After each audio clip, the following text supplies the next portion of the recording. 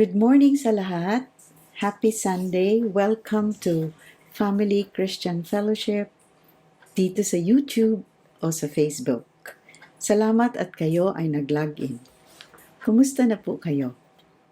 Hindi pa rin ako comfortable mag-lead sa worship online kasi camera lang ang harap ko. Medyo matagal na talaga na ganito lang ang ating services, no? Pero eto tayo, patuloy pa rin na nagsama-sama kahit ito ay online. Na-miss na natin ang isa't isa, mas lalo natin siguro na-miss din ang ating building na doon tayo physically nag-worship. So, habang tayo ay nagsama-sama na, kayo in the comfort of your homes, kasama ang inyong pamilya, isipin natin na tayo ay sasamba sa the only one God that we have. Makinig tayo sa kanyang salita kahit tayo ay online niya. Walang hindrance ang ating pagsamba. Last Sunday, meron akong na-meet ng mga ibang Christians online at tinanong ko sila, ano ang effect, pinakwento ko sila, ano ang effect ng COVID-19 pandemic sa inyo? Marami ang sagot nila. Sabi ng iba, na COVID sila. Yung iba, namatayan pa nga ng nanay. Nawala ng trabaho. Namatayan ng cousin o kapatid. At kung ano-ano ang nangyari sa kanila. Pero lahat sila nagsabi, humigpit ang kanilang pagtawag sa Panginoon. Mas lalong matagal daw silang nanalangin at may mahabang panahon na nagmuni-muni sa kanyang salita. Sana tayo din po sa oras na binigay sa atin ay ma-enjoy din natin ang pagbasa ng ating Biblia. Etong oras ngayon, sa linggong ito, pwede tayong humarap sa banal na dambana ng ating Diyos upang mag-offer ng ating mga alay. Ang ating panalangin, ang ating awit, ang ating pakinig sa kanyang salita, ito ay forms of worshiping Him. Kaya bago tayo pumunta sa buong programa natin, haharap tayo sa Kanya at tayo ay mag-silent meditation upang isipin natin ang ating mga kasalanan at humingi tayo ng kapatawaran.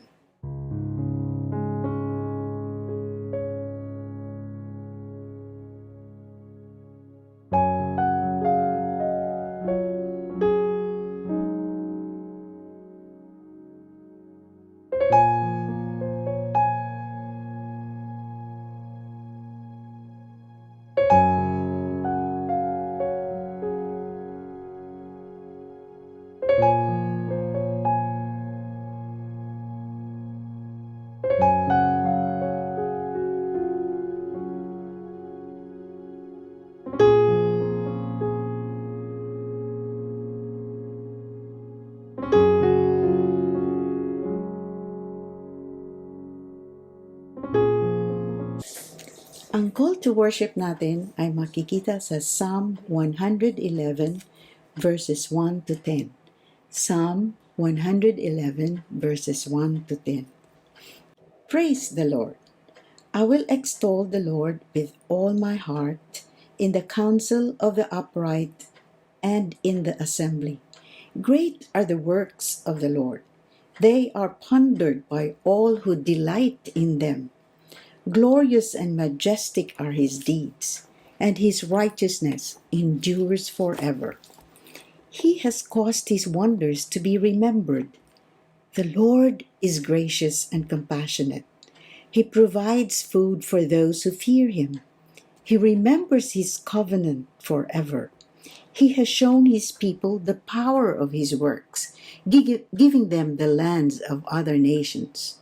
The works of his hands are faithful and just. All his precepts are trustworthy. They are steadfast forever and ever, done in faithfulness and uprightness. He provided redemption for his people.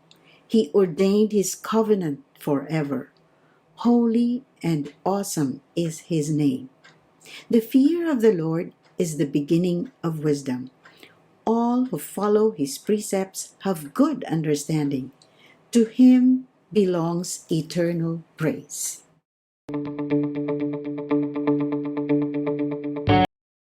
Let us pray. Our Heavenly Father, we come before your presence because you are our God. And we thank you that we can come with clean hands because the Lord Jesus has cleansed us by his death. By his death, our wounds are healed, and by his death, our sins are forgiven. So we can come before your presence. We thank you, Lord, because your word says, great are your works. Great are your deeds. Your works have given us life in this earth. We remember the wonders you have done in our lives. Binuhay niyo po kami. Pinakalma niyo po ang aming mga katakutan over COVID at kung anong mangyari sa amin. Nag-provide po kayo ng pagkain para sa amin, lalo na for those who fear you. Yun ang promise sa iyong salita. You will remember us with a covenant that we are your people and you will be our God.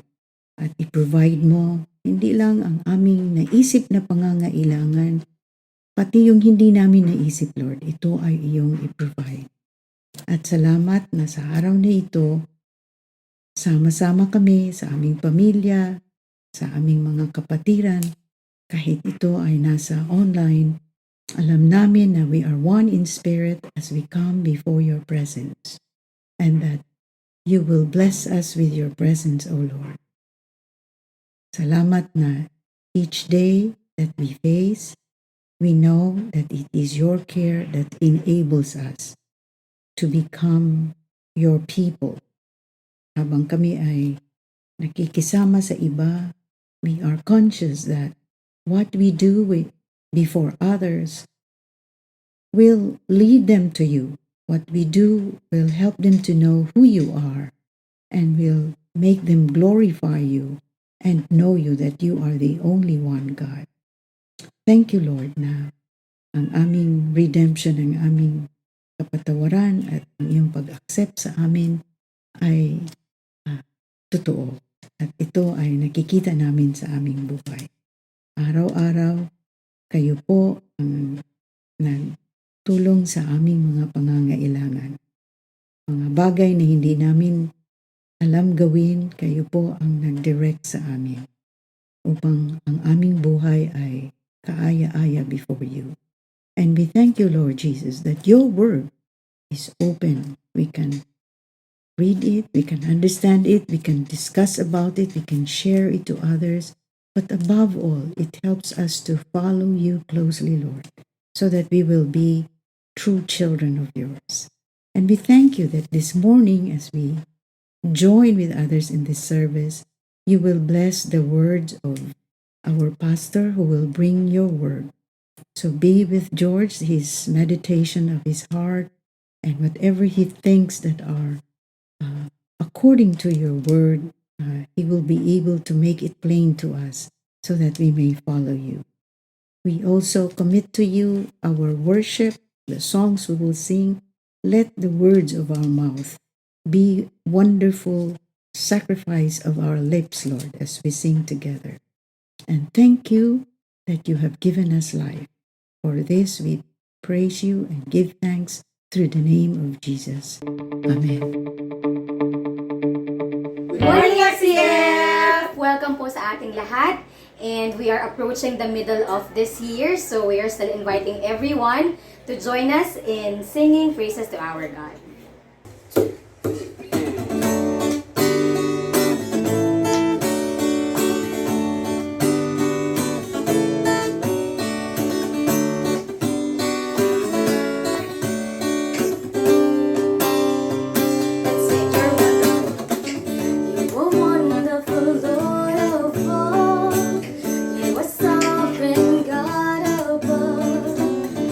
Creations bows at your throne. You're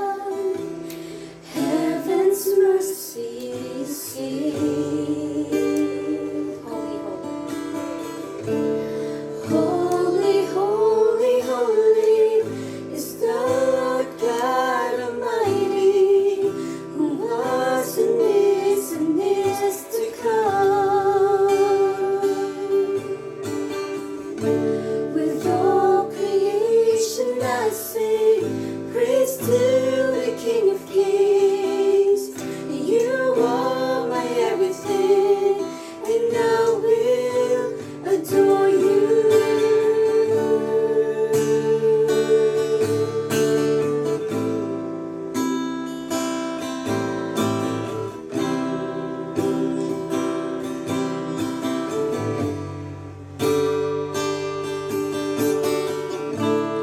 Golden rainbows of living color, flashes of lightning, rolls of thunder,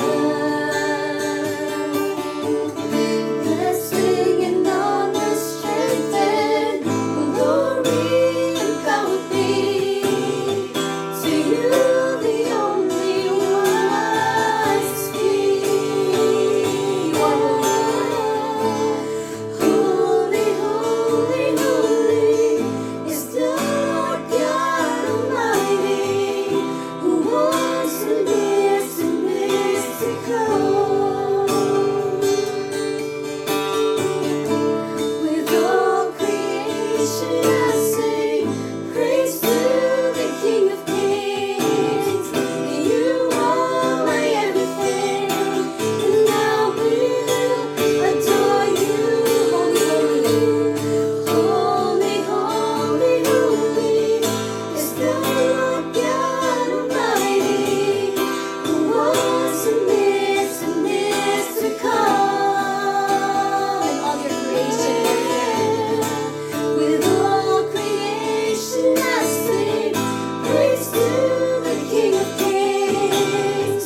You are my everything, and I will adore you.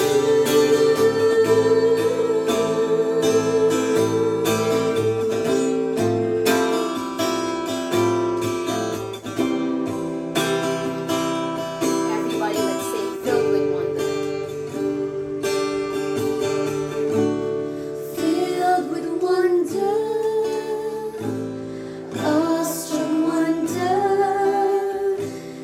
at the mention of your name. Jesus, your name is power, bread of living water, such a marvelous mystery.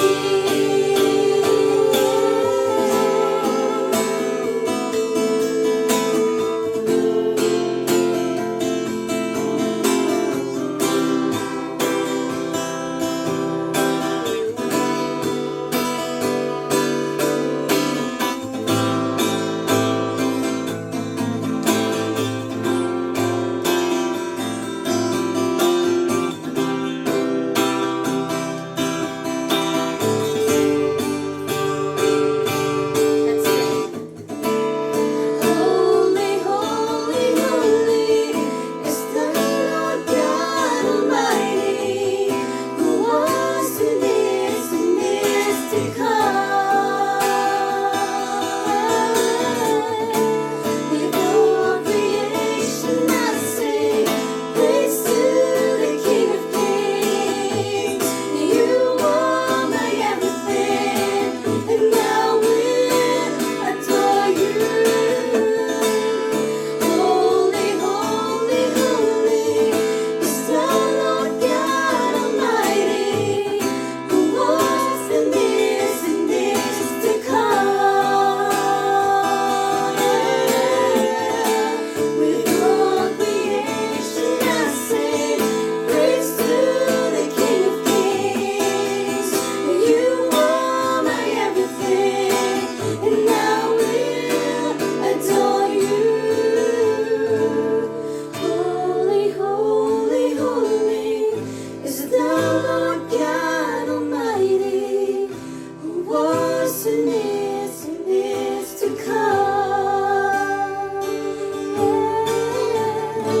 With all creation I sing praise to the King of Kings. You are my everything, and I will adore you.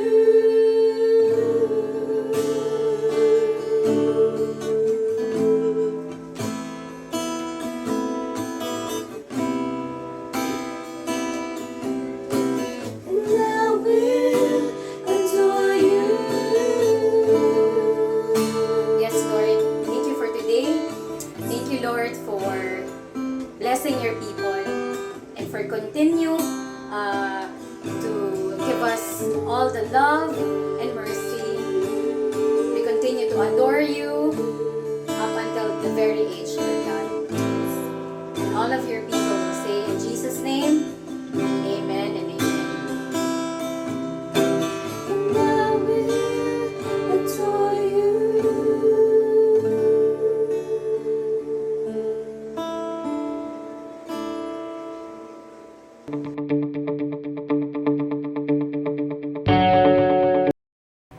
Ang ating scripture reading ay makikita sa Matthew chapter 24 verses 1 to 14. Lumabas si Jesus sa templo. Paalis na siya nang lumapit ang mga alagad at itinuro sa kanya ang mga gusali sa templo. Ngunit sinabi niya, "Nakikita ninyo ang mga gusaling yan? Tandaan ninyo. Darating ang araw na wala riyang matitirang bato sa ibabaw ng kapwa bato. Lahat ay iguguho." Nasa bundok ng mga olibo si Jesus. Samantalang siya'y nakaupo roon, palihim siyang tinanong ng kanyang mga alagad, "Kailan po ba mangyayari ang mga bagay na ito? Ano po ang magiging palatandaan ng inyong muling pagparito at ng katapusan ng mundo?" Sumagot si Jesus, "Mag-ingat kayo na huwag kayong mailigaw ninuman, sapagkat maraming paparito sa aking pangalan at magsasabi, 'Ako ang Mesiyas,' at marami rin silang maililigaw. Makaririnig kayo ng alingaw-ngaw ng labanan at mga balita tungkol sa digmaan. Huwag kayong mababagabag.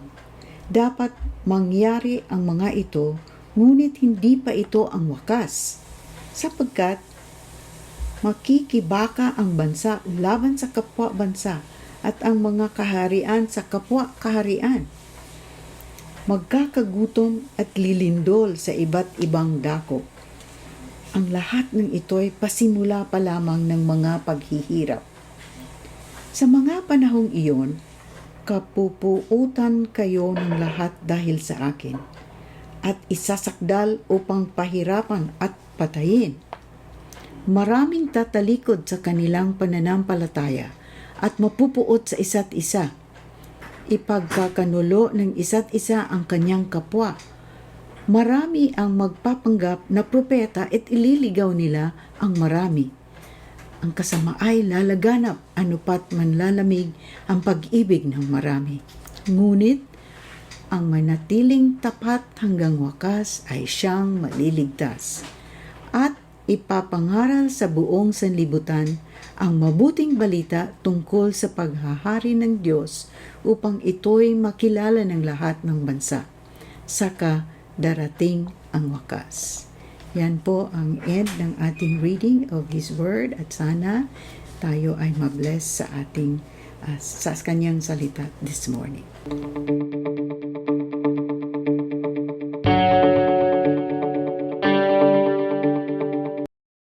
Isang magandang umaga at maligayang bati sa lahat.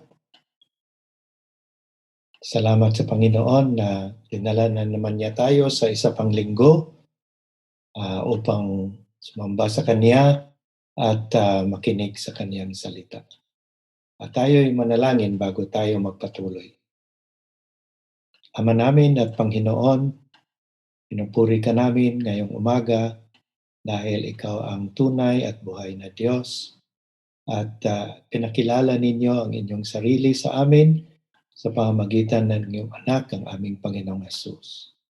Salamat sa isa pang pagkakataon na bilang mga pamilya ay maaari kaming makalapit sa inyo, Panginoon, at ialay ang aming papurit, pasasalamat sa inyong katapatan at kadakilaan. Sa pagpakinig namin ngayon ng iyong salita, samahan niyo kami, Panginoon, gabayan niyo ako sa aking pagpangaral at nawa ang lahat ng aming gagawin sa umagang ito ay maging kasiyasiya sa inyo. Ito po ang aking dalangin sa pangalan ng Panginoong Hesus. Amen. Nasa balita na naman ang Israel sa nitong huling mga araw, nitong umpisa ng Mayo, na panood natin sa TV, nabasa natin sa internet ang mga karahasan na nangyayari doon, bunga ng tunggali ng mga Israeli at mga Palestinian doon sa Gaza. At maraming mga namatay, lalo ng mga bata at mga kababaihan. Sumiklab ang tunggali ito nung pumasok ang mga pulis ng Israeli na pulis sa Al-Aqsa Museum, not museum, mosque. At nagkaroon ng tunggalian between the police and the Palestinian youths. At alam natin na itong Al-Aqsa Mosque ay nasa East Jerusalem at ito ay banal na lugar para sa mga Muslim. Pero alam din natin na dito ito ay nakatayo sa kung saan yung ikalawang templo ng Jerusalem na ginawa ni Herod ay minsan dito siya nakatayo. Kung may mga pangyayari sa Israel, lalo na sa Jerusalem, maraming mga mananampalataya ang iniisip kaagad ay katapusan na ng mundo at ito ay pagtupad ng mga propesiya sa Biblia. Siguro nakatanggap kayo ng mga Facebook post or yung mga YouTube feeds tungkol sa mga bagay na ito. Ito ang isa kong natanggap na forward sa aming group chat at sinabi dito, medyo mali pa ang grammar, sabi, God says, global disaster coming, Jerusalem countdown. Ang isang balita ng CNN nagsabi na para sa mga ebangheliko, ang Jerusalem ay isang prophetic bellwether. Isang ginagamit ito sa mga tupa. Yung unang tupa, nangunguna, meron siyang bell at yun yung tinatawag na bellwether. At itong Jerusalem daw ay prophetic bellwether of the last days prediction. Isang leader ng pinakamalaking evangelical denomination sa Amerika na nanalangin during the inauguration ng US Embassy na nilipat galing sa Tel Aviv doon sa Jerusalem noong 2018. Ang sabi niya na ang Jerusalem daw is the touchstone of prophecy. Ibig sabihin, ito ang reference point ng propesiya sa Biblia tungkol sa pagbalik ng ating Panginoong Hesus at ang umpisa ng rapture. Merong ginawang survey din sa Amerika, Lifeway Research, at sinabi na 80% ng mga American evangelicals ay naniniwala na yung pagtatag ng State of Israel in 1948 ay tumupad sa biblical prophecy that would bring about Christ's return. At kasama din dito sa survey na ito ay nagsabi na dahilan dito, itong pagtatag ng Israel in 1948, more than 50% support Israel dahil dito. So, nakikita natin na maraming mga mananampalataya ang naging na excited or na attract sa mga pastor o sa mga magtuturo na nagsasabi na ang event na ito or pangyayari na ito ayon sa biblical prophecy ay siguradong palatandaan or tanda ng malapit ng pagdating ng ating Panginoong Hesus. So sa kabila ng warning ng ating Panginoong Hesus na walang nakakaalam, walang hindi mga anghel kahit siya mismo, kundi ang Ama lamang, marami pa rin ang gumagawa ng prediksyon at nagkalkula tungkol sa katapusan ng mundo. May mga nagsasabi na itong dinadaanan nating COVID-19 pandemic ay tanda ng malapit ng pagbalik ng ating Panginoong Hesus. Kaya ngayon sa panahon na ito, kung may mga pangyayari sa Israel or may mga pandemya kagaya ng COVID-19, iniisip kaagad ng mga Kristiyano ang katapusan ng mundo. Ano ba ang tinuturo ng Biblia lalo na sa New Testament at more specifically sa turo ng ating Panginoong Hesus tungkol sa katapusan? Ang tatlong synoptic gospel writers, si Matthew, si Mark at si Luke, ay nagtala ng isang pagtuturo ng ating Panginoong Hesus tungkol sa end times. At ito ay tinatawag na the Olivet Discourse. Kaya sa ating bagong serye, nag-umpisa tayo ng bagong preaching series at ito ay batay sa Matthew 24 at 25. At dito ang matatagpuan natin kung ano ang tinuro ng ating Panginoong Hesus tungkol sa end times. So, ngayong umaga, umpisahan natin ang seryeng ito at tingnan natin ang talatang 1 hanggang 14. At pinamagatan ko itong the beginning of the birth pains. Ang unang, ang sa pagtingin natin ito ay susubukan ko na maging pantay at yung interpretasyon natin ay yung kung ano ang pinaka mabuting interpretasyon sa pagtuturo ng ating Panginoong Hesus. So sa verses 1 to 3, makikita natin itong foretelling, itong prediction ng Panginoong Hesus tungkol sa destruction of the temple. Isang mahalagang tuntunin sa pag-interpret ng biblical prophecy ay yung mga propesya sa Bible ay binigay sa isang specific na historical situation. At ito ang sitwasyon ng prophet at yung mga taong kanyang binigyan ng prophecy. So ang biblical prophecies ay hindi lang pag-predict o paghula sa hinaharap or foretelling, kundi ang mga propesya ay mga mensahe ng Panginoon, mensahe ng babala, mensahe ng encouragement tungkol sa sitwasyon kung saan ang kanyang sa sitwasyon ng kanyang bayan. At ito ay tinatawag nating foretelling.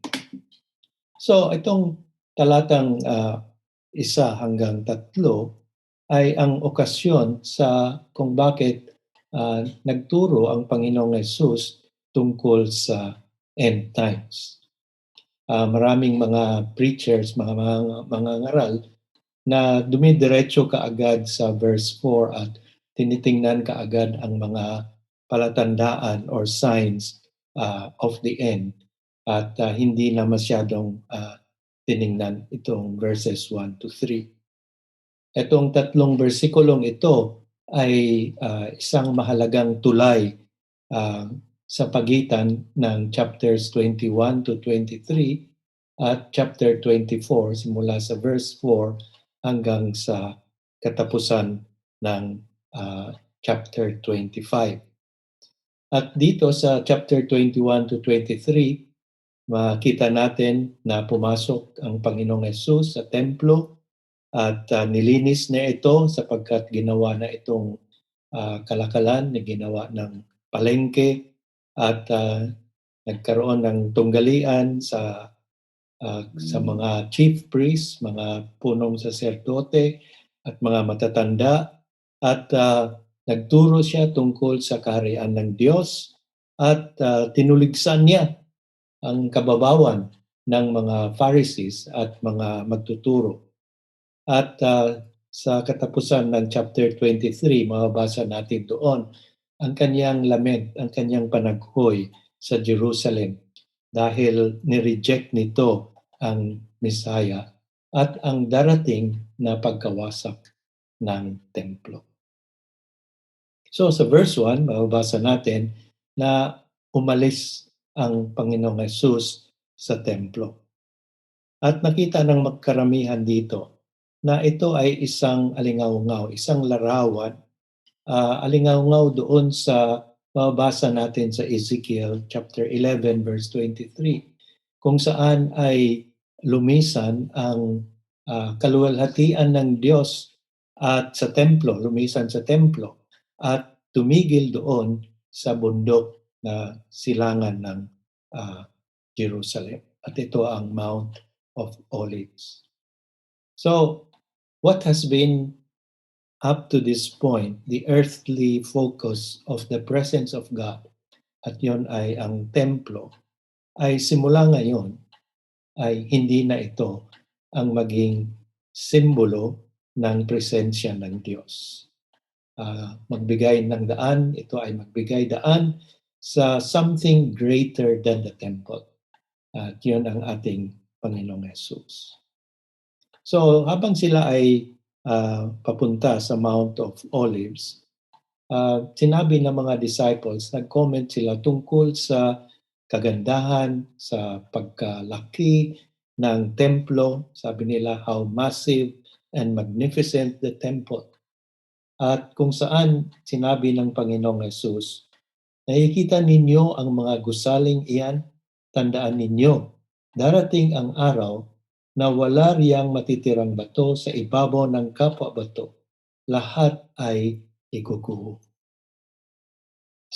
Kay Marcos at kay Lucas, sa kanilang version ng Olivet Discourse, ang isa lang ang tanong ng mga disciples. At ito ay patungkol lamang kung kailan mangyayari itong sinasabi ng ating Panginoong Hesus na pagkawasak ng templo. Subalit dito kay Matthew, mababasa natin na dalawa ang tanong na ito. At una, sinabi ng tinanong ng mga disciples, kailan po mangyayari ang mga bagay na ito at kailan at ano ang magiging palatandaan ng inyong muling pagparito at ng katapusan ng mundo. So actually dito sa mabuting balita, Biblia, interpretasyon na ito, muling pagparito, because mabasa natin na sinabi doon, muling ay ang pagdating, hindi muling pagparito, kundi kailan ang pagdating ng anak ng mga tao. So sa isipan ng mga Hudyo, ang pagkasira o pagkawasak ng Jerusalem at ang templo nito ay ibig sabihin ang pagdating ng Mesiyas at ang pagtapos ng kasaysayan. So para sa kanila, isa lamang ang pagdating. Hindi kagaya ng pananampalataya natin na muling paparito, kagaya yun ang translation dito sa magandang balita. So para sa kanila, there is only one coming of the Messiah. And it would mean the destruction of all enemies of Israel at papasok ang bagong panahon. So sa dalawang tanong na ito, we can infer that Matthew was disengaging. Inihiwalay niya sa isipan ng mga disciples itong common belief na ito. At dito makikita natin na between the two, yung pagkawasak ng templo at yung pagdating ng anak ng tao or pagkatapusan ng mundo, may magkaroon ng delay or ng interval. So up to this point, most interpreters are agreed. No? So walang masyadong problema dito tungkol sa interpretasyon. Subalit, simula sa verse 4 hanggang sa katapusan nitong kapitulong ito ay may iba't ibang interpretasyon. Kung babasahin natin ang teksto na ito, pansin ninyo na merong tinatawag na intertwining, no? Pagsama-sama ng pagkasira ng Jerusalem at yung katapusan ng mundo.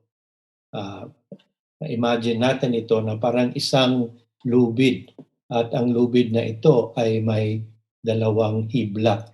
Ang isang hibla ay yung destruction of the temple in AD 70 at ang isa pang hibla ay yung end of the world. So they are intertwined.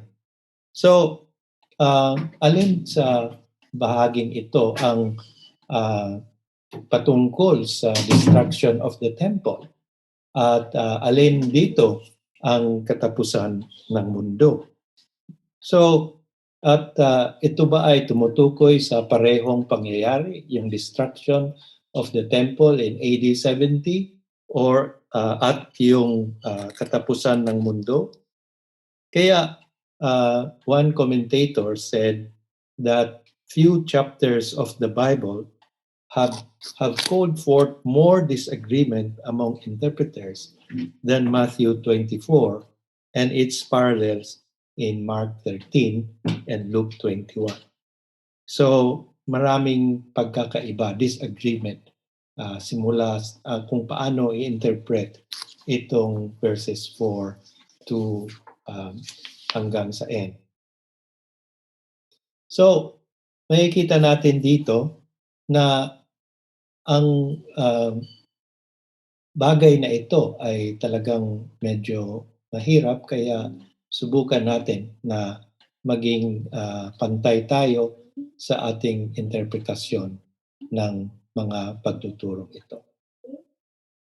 From verses 4 to 14 ay tinatawag natin itong prelude to the end.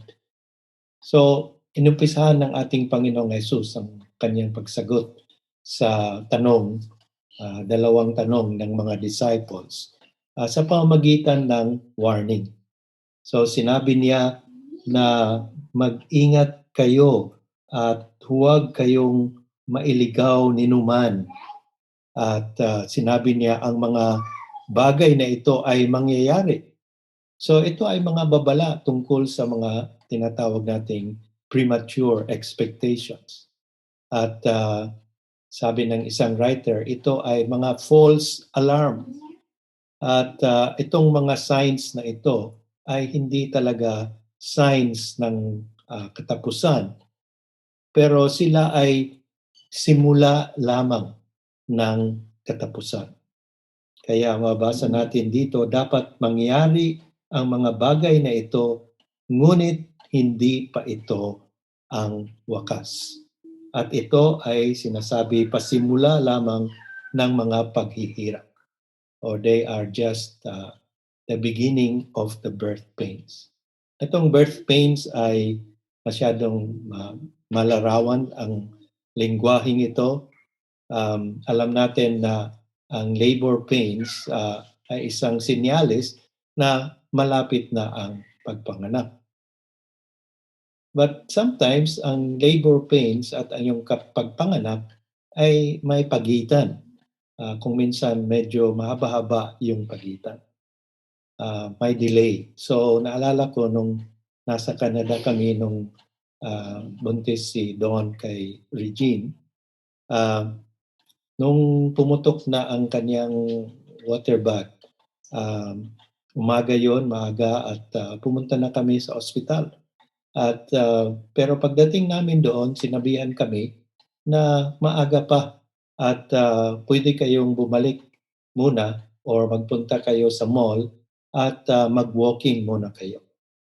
So it was only in the evening na nanganak si Don. So mayroong delay between the labor pains at yung pagpanganak kay Regine.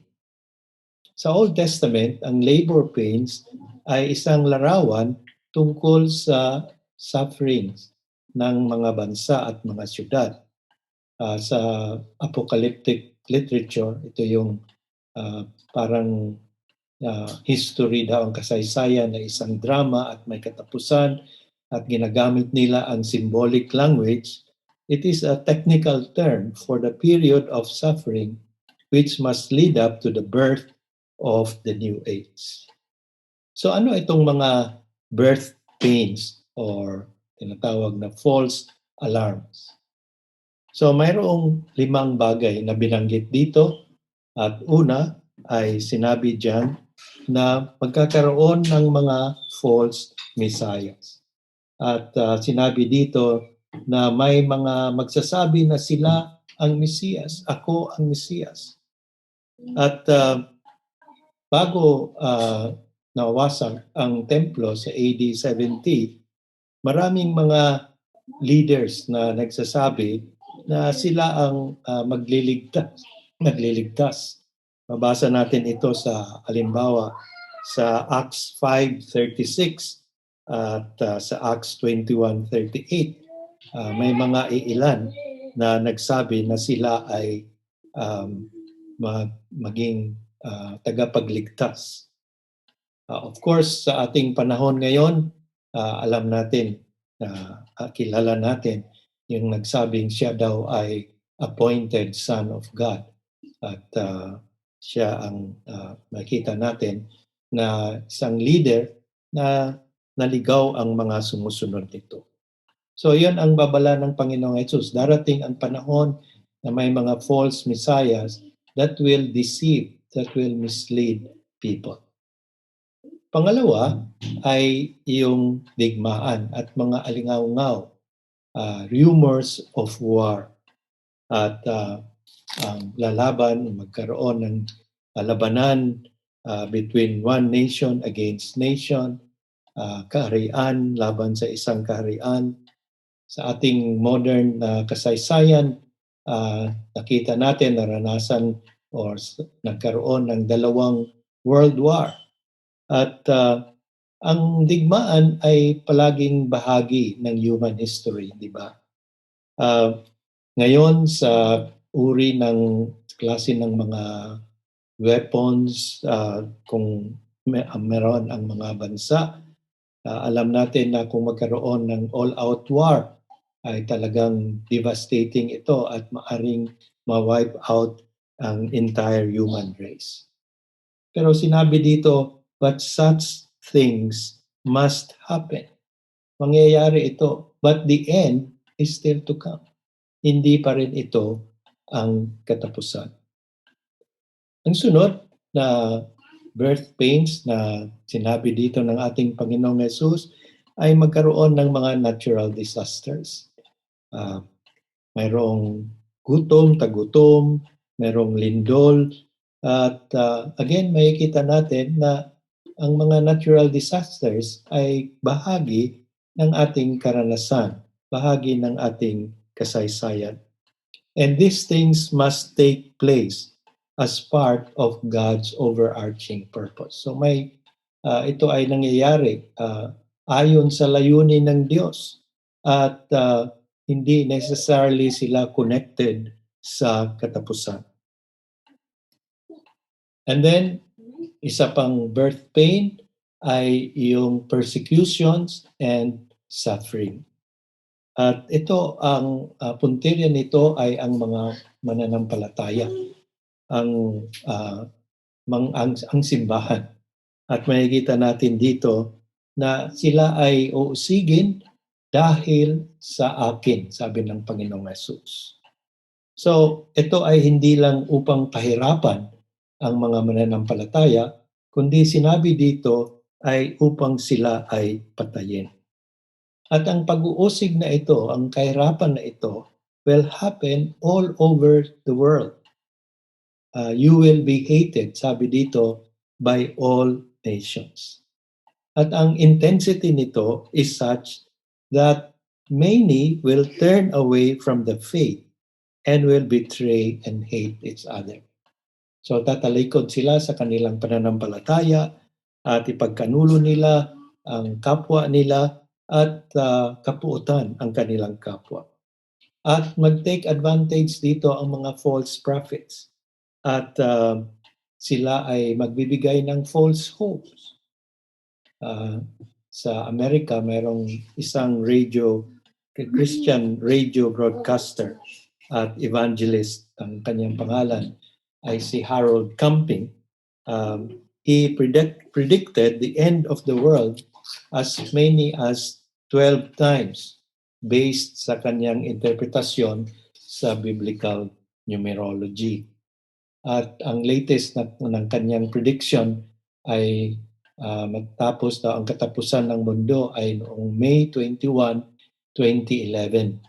At nung hindi dumating ito, ay inadjust na ito sa October 21, 2011.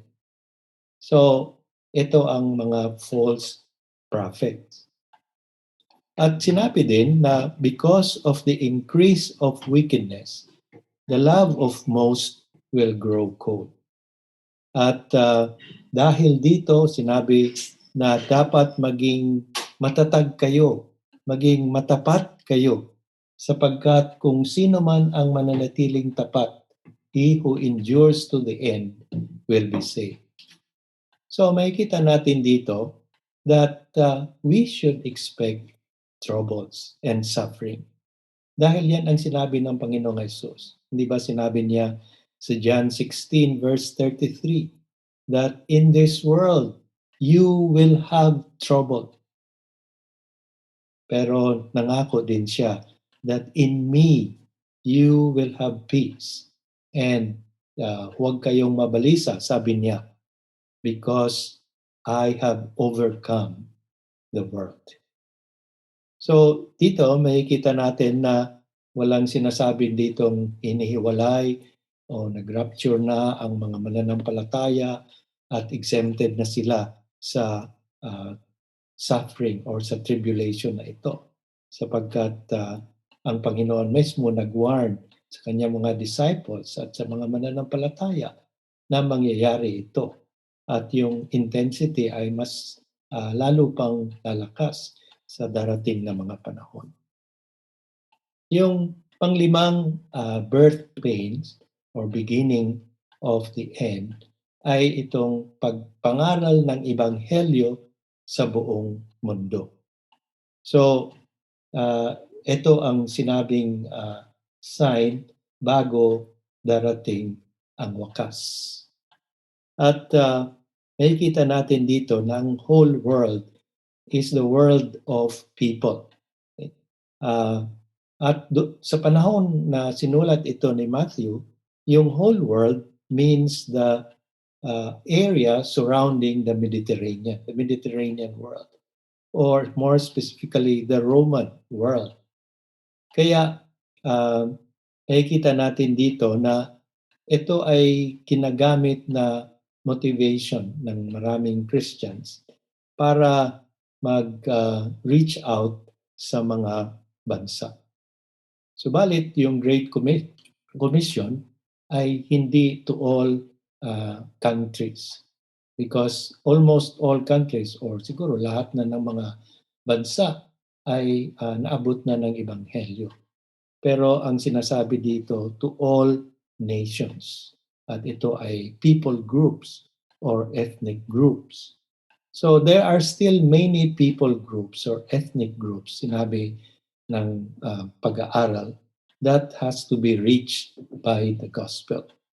At isang estimate nagsabi na 7,400 pa ang unreached na people groups out of 17,000 400 people cruise. So kung ang mga pangyayaring ito, itong 5 listahan natin dito, are just the birth pains, beginning of the end lang, ano ang kanyang koneksyon sa katapusan o sa wakas? So masasabi natin na ang mga pangyayaring ito ay tinatawag natin na foreshadowings or portrayals. Parang sa sine, di ba, merong trailer. Ito lang yung trailer or extra. Parang foreshadow lang of the main movie. So ito ay isang trailer lang sa mas malaki pang pangyayari. At itong pangyayaring ito ay mangyari sa buong sanlibutan at sa kalikasan sa katapusan ng mundo or ng kasaysayan. So mayroong tinatawag na theological connection between yung pangyayari sa AD 70 at mga pangyayari pa, mga digmaan, mga natural disasters, may connection sila sa katapusan. At ito ay isang theological connection. At ang tema dito ay ang tema ng paghukom. So the destruction of the temple in AD 70 is a type of the tribulation at the end. Isang commentator, sabi niya, ginagamit daw ng Panginoong Jesus. Jesus is painting in colors borrowed from the destruction of Jerusalem by the Romans. So yun ang ginagamit niyang larawan para i-paint daw yung mangyayari pang Great Tribulation at the close of history. So ano ngayon? Ang ibig sabihin para sa atin sa mga bagay na ito. So let me conclude by first saying what these signs are not. Ito ay hango ko kay Donald Hagner sa kanyang commentary. So may mga binanggit siyang bagay dito that these signs are not. Una, sinabi niya, these signs do not attempt to provide a timetable for the end time. So hindi ito pagtangka upang makalkula natin at ma-predict natin ang katapusan. Pangalawa, sinabi niya, the sufferings of the present are not themselves the end, nor necessarily the harbinger, ibig sabihin a sign or indicator of the end. So yung mga nararanasan nating suffering ngayon at yung mga pangyayari halimbawa sa Israel are not necessarily the harbinger or indicator of the end. Pangatlo, sinabi niya, it does not intend to inflame the expectation of an imminent end or even a predictable end. So hindi ito magbigay ng excitement or ng ideya para sa atin para magkaroon ng expectation of an imminent end or even a predictable end. So ito yung the signs, what the signs are not. But ang turo ng ating Panginoong Hesus, yung pagsagot niya sa dalawang tanong ng mga disciples, warn the disciples and us today. Ito ay babala para sa atin ngayon, hindi lang sa mga disciples, na hindi tayo dapat malinlang. That we should not be deceived. Alam natin na walang nakakaalam sa tamang araw. At sinabi ng Panginoong Hesus dito sa verse 39 that even He Himself does not know when is the end. At sinabi din niya dito, babasa natin yan sa susunod ang mga talata, na kailangan tayong maganda. We need to have our bags packed and ready to go. At parang ano din yan, di ba? Yun ang instruction sa mga anak. At sabi, kung malapit na ang inyong kaarawan, ay dapat maganda na kayo, ready ng inyong bag, at anytime pupunta na kayo sa ospital. So, the end could come anytime. Maaring bukas o maaring mamayang gabi. So, hindi natin alam. So, dapat maging handa tayo sa lahat ng panahon. Pangatlo ay we should not get caught up in a lot of doomsday hype or fear. So, maraming mga balita, maraming bulong-bulungan, maraming mga Facebook page, mga sinasabi sa YouTube, nagpapasahan. Meron akong alam na isang simbahan ay medyo nagkagulo dahil nung pangyayari sa Israel ngayon ay may mga nagsasabi na ito ay fulfillment ng propesya ng Panginoon, malapit ang darating ang Panginoon. So nagkahati-hati sila dahil dito. So we should not be caught up in a lot of doomsday hype or fear. And then finally, this should enable us. Ito ay isang udyok sa atin upang tayo ay manirahan ng may katapatan, ng may katapangan, at may katatagan. So we should live faithfully, courageously, and steadfastly in the light of the return of our Lord Jesus Christ and the end of the world. Amen.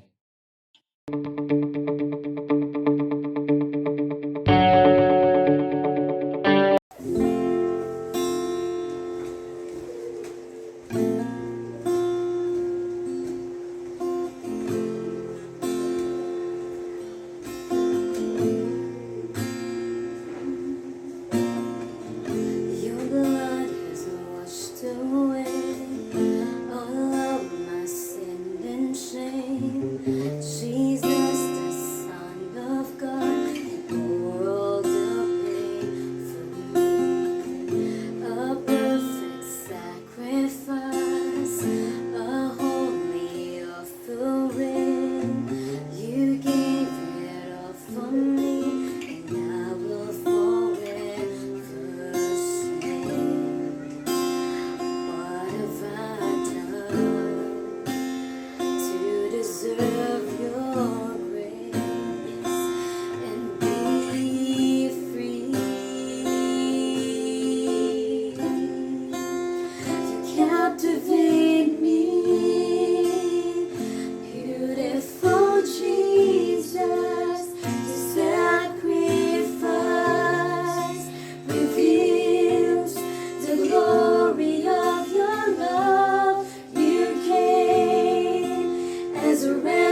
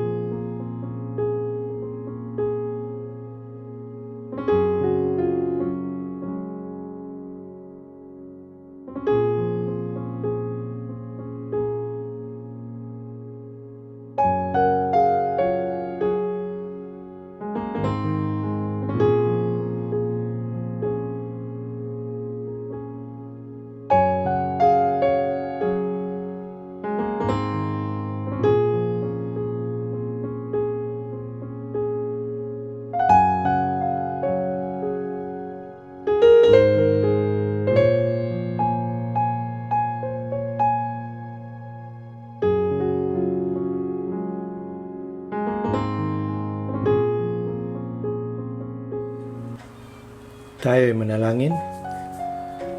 Muli kami nagpapasalamat, Panginoon, at pinupuri ang iyong pangalan sa isa pang linggo kung saan kami ay nakapag-worship sa inyo at nakapagpakinig ng iyong salita.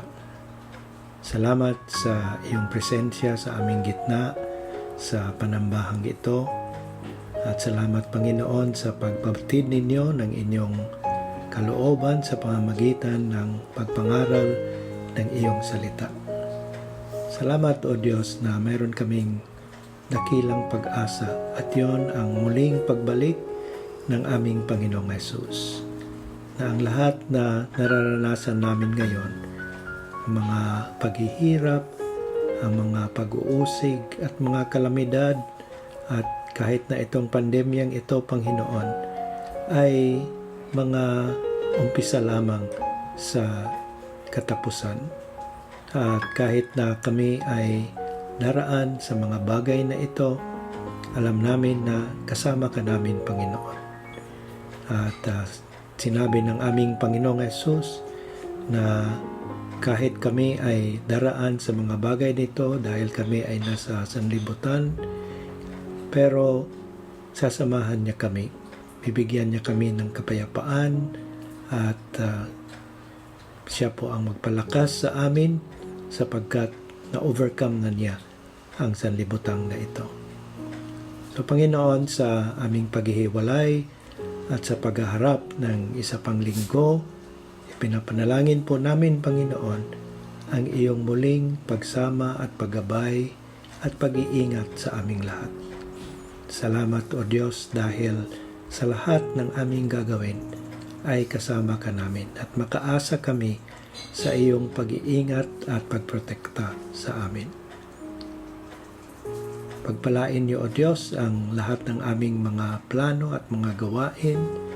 Ikaw nawa ang maging sentro sa lahat ng aming mga gawain at nawa patuloy kaming sumunod sa inyo, mamuhay na may katapatan, may katatagan, Panginoon, at may katapangan, hindi lang dahil maraming mga hamon at kahirapan sa mundong ito, kundi dahil kami ay iyong mga anak at ikaw ang siyang gumagabay sa amin at sumasama sa amin, Panginoon. Patuloy naming dinadalangin ang iyong pag-ingat sa amin sa panahong ito, sa pandemyang ito, Panginoon. Patuloy niyo pong ingatan kami na hindi kami mahawa at yung mga nahawa, Panginoon, ipuin niyo sila at pagalingin ninyo sa pangalan ng aming Panginoong Hesus. Kami din po ay umaasa, Panginoon, na tuparin ninyo ang inyong layunin sa mga pangyayaring ito at alam namin na ikaw ay nakaupo sa iyong trono at alam niyo po ang lahat, kayo po ang may control. Kaya pinagpaubaya po namin ang aming mga sarili sa inyo, O Diyos. At amin din pong kami rin po ay umaasa na sa inyong panahon ay tatanggalin na ninyo ang pandemyang ito. Lord, alam niyo po ang mga kahilingan, ang mga kabigatan sa aming mga puso. Amin po itong dinadala sa inyo, Panginoon, at alam niyo po ang aming mga puso at amin pong itong hinaharap sa inyo, O Diyos. Panginoon, patuloy niyo pong samahan din ang aming iglesia sa patuloy naming pagsunod at kanawa kami ay lumago sa aming pananampalataya sa inyo. At ingatan niyo rin po ang aming iglesia, Panginoon, na maging patutuo kami, maging daluyan ng inyong pagpapala at pagpangaral ng iyong ebanghelyo sa iba. Pagpalain niyo rin po ang aming bansa, lalo na sa panahong ito. O Diyos, tulungan niyo po ang aming gobyerno, ang aming health authorities na masugpo ang virus na ito. At Lord, ikaw po nawa ang patuloy na magpala sa bawat isa at ikaw po ang mag-assure ng iyong presensya sa bawat isa, Panginoon. At amin pong muling pinagkaloob ang aming mga sarili sa inyo at nawa ang aming mga buhay ay mga buhay na hain, Panginoon, na kaaya-aya sa inyo. Tanggapin natin ngayon ang pagpapala ng Diyos. The Lord bless you and keep you. The Lord make His face shine on you and be gracious to you. The Lord turn His face toward you and give you peace. Sa ngalan ng Ama, ng Anak, at ang Banal na Espiritu. Amen.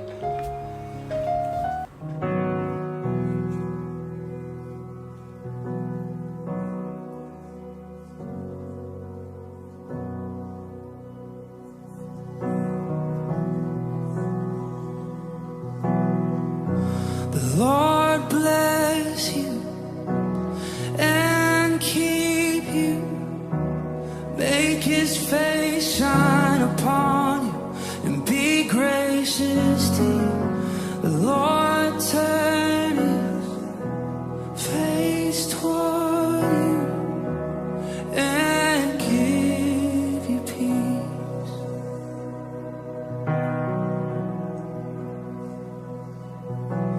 Amen. Amen. Amen. Amen.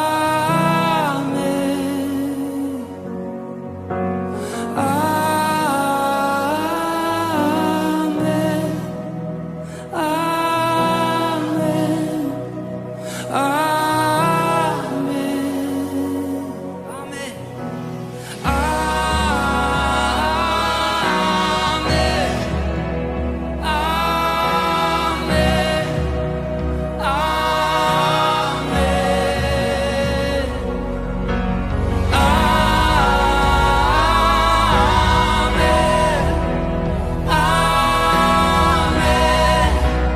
Amen.